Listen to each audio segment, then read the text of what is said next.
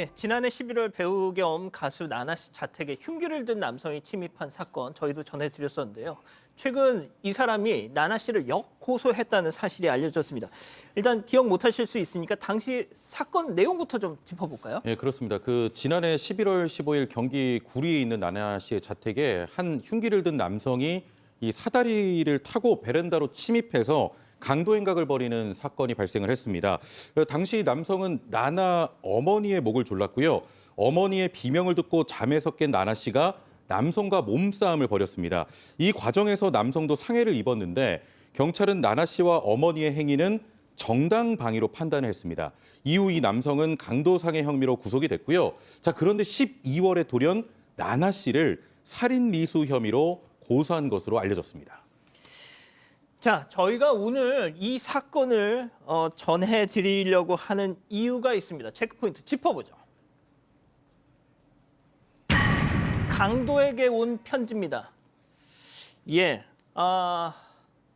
바로 이겁니다. 제가 지금 출력을 해가지고 왔는데요. 저 이렇게 클로즈업 하지는 않겠습니다. 5장의 편지입니다. 현재 구치소에 수감 중인 앞서 말씀드린 그 강도가 지인을 통해서 저희한테 편지를 보내왔는데, 자, 이자의 일방 주장을 저희가 그대로 전달하는 스피커 노릇은 하지 않기 위해서 저희가 사실관계를 정말 열심히 좀 취재를 해서 전해드리겠습니다. 결론부터 말씀드리겠습니다. 이 5장의 편지에 있는 내용 거짓 투성입니다. 자, 일단 박 변호사님, 네. 편지 좀 전해주시죠. 자, 5장의 편지 내용의 가장 중요한 내용은 그날 어떤 상황이었고 왜 이렇게 범행을 하게 됐냐 이유를 좀 상세하게 설명을 했습니다. 특히 들어올 때 모습 같은 거를 본인이 스스로 기재를 했는데요. 자신이 절도를 목적으로 이 나나 씨 집에 침입을 했다라고 주장을 합니다. 그러면서 했던 말이 흉기를 가지고 있지 않았다고 해요. 자신은 헤드셋하고 장갑만 착용한 상태에서 여기 가방은 베란다에 두었고 이렇게 들어왔다고 합니다. 몸싸움을 하다가 밀고 당기다가 이 나나 씨의 모친을 껴안아서 못 움직이게 했다는 얘기도 있고요. 또 그리고 이때 나나 씨가 이렇게 달려와서 흉기로 자신의 목을 찌르려고 했는데 자기가 피했다고 해요. 목을 겨냥을 했는데 귀하고 목 사이에 이제 찔려가지고 깊이 자체가 7cm 정도 된다라고 합니다. 그러면서 나나 씨의 신체 어느 부분 털끝 하나도 건드린 적 없다라고 오히려 나나 씨한테 폭행을 당했다고 주장을 했습니다.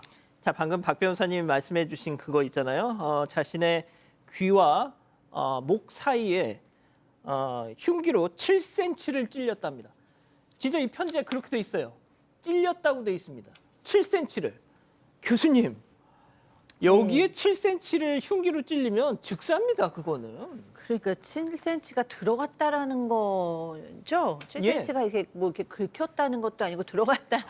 그건 너무 심각한 상황이 되는 거죠. 이렇게 글을 지금 쓰실 수 없을 상황이 되는 건데 어쨌든 제작진이 취재한 바의 내용들을 좀 알려드리겠습니다. 일단 남성은 흉기를 가져가지 않았다라고 했는데 케이스에 든 흉기를 지금 가져갔다라고 취재가 되었어요. 그러니까 이미 흉기는 가지고 침입했다라고 하고요. 그다음에 집에 들어온 후에 나나 씨의 어머니를 밀치고 목을 졸라서 실신시켰고 그다음에 나나 씨가 남성을 제압하는 과정에서 이 남성이 흉기를 놓지 않으려고 해서 몸싸움이 벌어졌다고 합니다. 또 나나 씨에게 폭행을 당했다고 주장한 부분도 이제 사실은 아니다라고 경찰이 얘기를 했고요.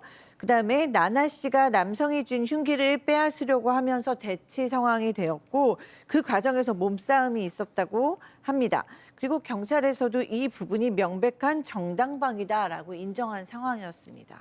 예. 저희가 취재한 바에 따르면 당시 범행에 사용된 그 흉기 칼집에 든 칼이었답니다. 칼집에 든 칼. 자, 생각해 보세요. 나나 씨와 나나 씨 어머니, 여자 둘이 사는 집에 칼집에 꽂힌 칼이 있을 이유가 있을까요?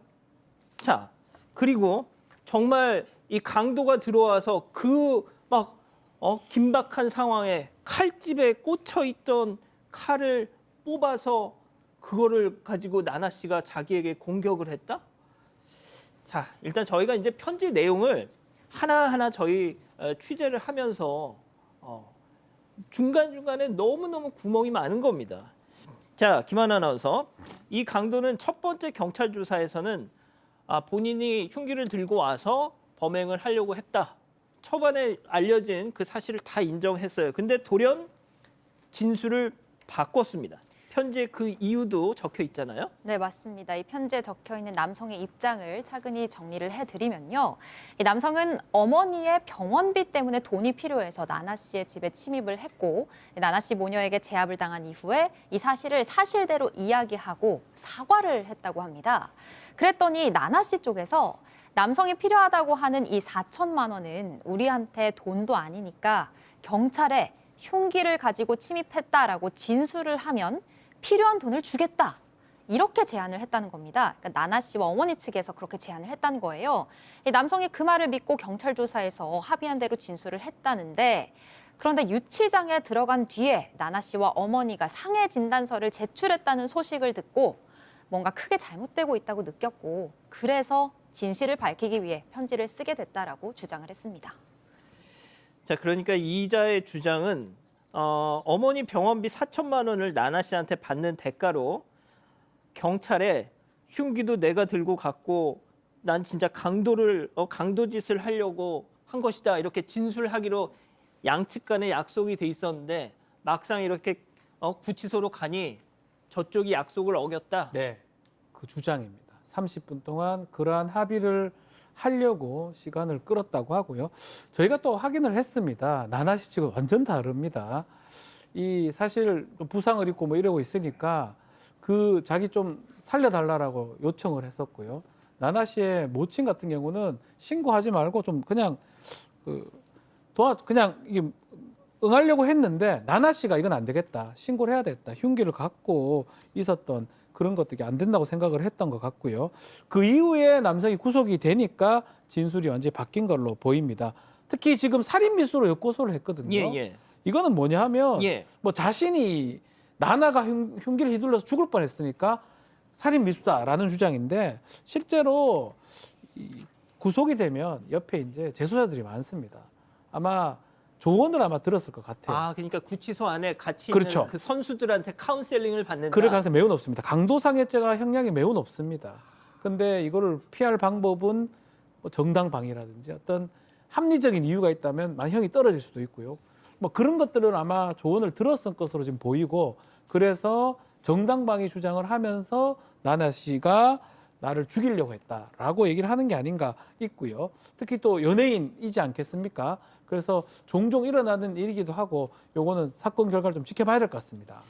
자, 최영진 평론가님, 오늘 나나 씨 소속사에서 공식 입장도 나왔더라고요. 예, 입장이 나왔습니다. 그러니까 이 사건은 수사기관의 철저한 수사를 통해서 가해자의 그 범죄 사실이 명확히 확인됐다면서 가해자는 어떠한 반성의 태도 없이 이 나나 배우를 상대로 별건의 고소를 제기하는 등 피해자가 유명인이라는 점을 악용해서 반인륜적인 행위로 2차 피해를 야기하고 있다라고 밝혔고요. 그러면서 이 사건과 관련해 선처는 없고 민형사상 모든 법적 조치를 강구할 예정이라고 밝혔습니다. 예, 박 변호사님. 네.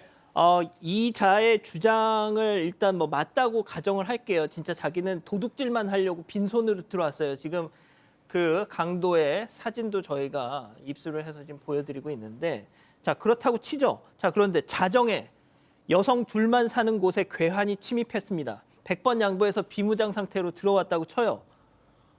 그거 안 무섭습니까, 그럼? 무섭죠.